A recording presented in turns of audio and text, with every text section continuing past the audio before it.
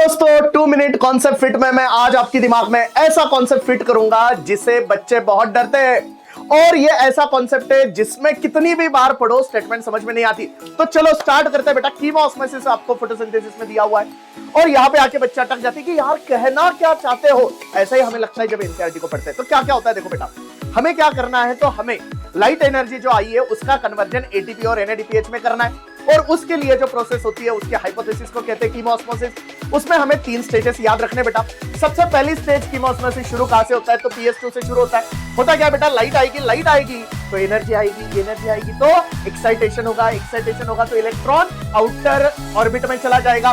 तो वैसे ही इसका इलेक्ट्रॉन बाहर जाने वाला है, तो इसका इलेक्ट्रॉन बाहर जाएगा तो इसका इलेक्ट्रॉन रिप्लेस कौन करेगा, फोटोलिसिस ऑफ वाटर। तो आपको क्वेश्चन आता है फोटोलिसिस ऑफ वाटर कहां पे होता है, बोलना inner side of the thylakoid membrane, lumen side. चलो यहां से इलेक्ट्रॉन निकला, इसने क्या किया, एक्साइटेड होके प्लास्टोक्विनोन को दिया, ये पहला स्टेप खत्म। और इसकी वजह से क्या हुआ, फोटोलिसिस ऑफ वाटर होने की वजह से प्रोटॉन जमा हुआ, ऑक्सीजन बाहर जाएगा, इलेक्ट्रॉन आगे गया। इलेक्ट्रॉन किसके पास गया बेटा, ये एनसीईआरटी ने दिया नहीं है, यहाँ पे बाहर वाली साइड पे रखा हुआ है फियोफाइटिन।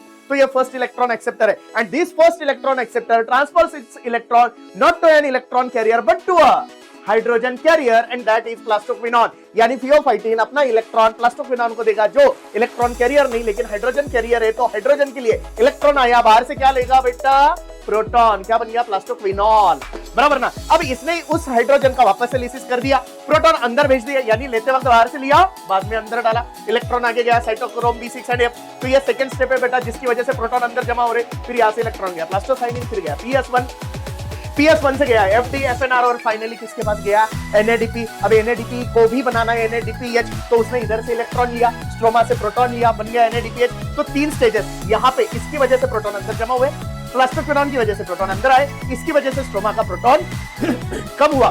तो ये थाइलाकॉइड के ल्यूमेन में प्रोटॉन बहुत ज्यादा है, स्ट्रोमा में कम है। तो ज्यादा से जो भी है कॉन्सेंट्रेशन वो कहां पे भागेगा, कम की तरफ भागेगा। जब भागेगा तो F0 से भागेगा, इसकी वजह से एटीपी सिंथेस एक्टिवेट होगा और उस काइनेटिक एनर्जी को यूज करके ADP प्लस IP से बनेगा ATP। तो इधर बन गया NADPH outer side of the membrane, इधर बन गया ATP स्ट्रोमा साइड और इधर फोटोलिसिस ऑफ वाटर। यहाँ पे सारी प्रोसेस खत्म। अगर ऐसी वीडियो आपको देखते रहना है तो DCB बायोलॉजी को फॉलो करना मत भूलिए।